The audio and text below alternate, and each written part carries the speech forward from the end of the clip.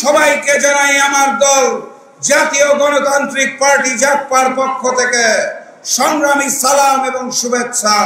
আসসালামু আলাইকুম। এই সেই চট্টগ্রাম, যেই চট্টগ্রামে আল্লামা দেলোয়ার হোসেন সাইদি বলেছিলেন, বেশি লাফালাফি করো না, মামু বাড়ি দিল্লি যায় পড়বা। কোরআনের পাখির কথা সত্য হয়েছে। ফ্যাসিস্ট শেখ হাসিনা বাংলাদেশ ছেড়ে তার মামু বাড়ি দিল্লি যেয়ে পড়েছে। আজকের এই ঐতিহাসিক লালদিঘির ময়দানে আমি আপনাদের সাক্ষ্য রেখে বলে যেতে চাই। কাকে বলতে চাই? ওই নতুন জালেম বিএনপিকে বলতে চাই, বেশি জালেমগিরি করো না।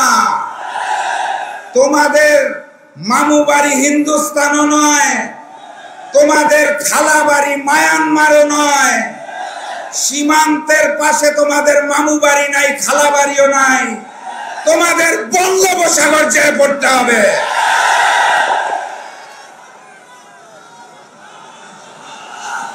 আপনারা জানেন, দেশনেত্রী বেগম খালেদা জিয়া এই মুহূর্তে অসুস্থ। উন্নত চিকিৎসার জন্য আগামী পরশুদিন তাকে লন্ডন নিয়ে যাওয়া হচ্ছে। আমরা দেশনেত্রী বেগম খালেদা জিয়ার সুস্থতা কামনা করি এবং দোয়া করি। একই সাথে সাথে ভাবতে খুব অবাক লাগে, যেই সন্তান তার মায়ের বিপদে পাশে এসে দাঁড়াতে পারে না, সেই সন্তান দেশের বিপদে কিভাবে পাশে এসে দাঁড়াবে? বীর চট্টলার ইতিহাস, সংগ্রামের ইতিহাস, বীর চট্টলার ইতিহাস, লড়াইয়ের ইতিহাস। আমি বিশ্বাস করি এই বীর চট্টলাবাসী আগামীতে বাংলাদেশে নতুন কোনো ফ্যাসিস্টকে আসতে দেবে না ইনশাআল্লাহ।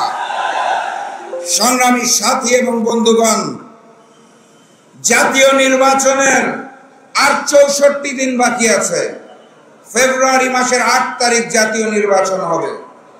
সেই 64 দিন পর জাতীয় নির্বাচনে গণভোটে হাকে জয়যুক্ত করতে হবে এবং 8 দলের যেই প্রার্থী আসবে, যেই প্রতীক নিয়ে আসবে, তাকে জয়যুক্ত করতে হবে।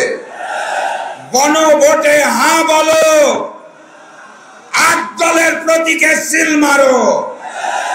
গণভোটে হা বলো, 8 দলের প্রতীকে সিল মারো। এই 64 দিন কাঁধে কাঁধ মিলিয়ে লড়াই করতে হবে। অনেক ষড়যন্ত্র আসবে, ভেঙে পড়লে চলবে না। এই চাকসুন নির্বাচনে ছাত্র শিবিরের ভূমিদস বিজয় দেখে ওরা বুঝে গিয়েছে ওরা জাতীয় নির্বাচনেও পরাজিত হবে, তাই তারা ষড়যন্ত্র শুরু করেছে। আমাদের ব্যানার পোস্টার ছিঁড়ে ফেলা হচ্ছে। আপনারা শান্ত থাকবেন। আপনাদের বলতে চাই, উহারা প্রচার করুক হিংসা, বিদ্বেষ আর নিন্দাবাদ। আমরা বলিব সাম্য, শান্তি, এক আল্লাহ জিন্দাবাদ। আবারও দেখা হবে, আরবারও কথা হবে ইনশাআল্লাহ বিজয়ের ময়দানে। নারায়ে তাকবীর, নারায়ে তাকবীর, নারায়ে তাকবীর। বিজয়ের পথে যাত্রা শুরু, জীবন অথবা মৃত্যু। আসসালামু আলাইকুম। সংগ্রামী সাথী ও বন্ধুরা, আজকের এই বিশাল সমাবেশে এখন বক্তব্য রাখবেন জাতীয় নেতা, আন্দোলন পতাকার শীর্ষ নেতা, ইসলামী ছাত্র শিবির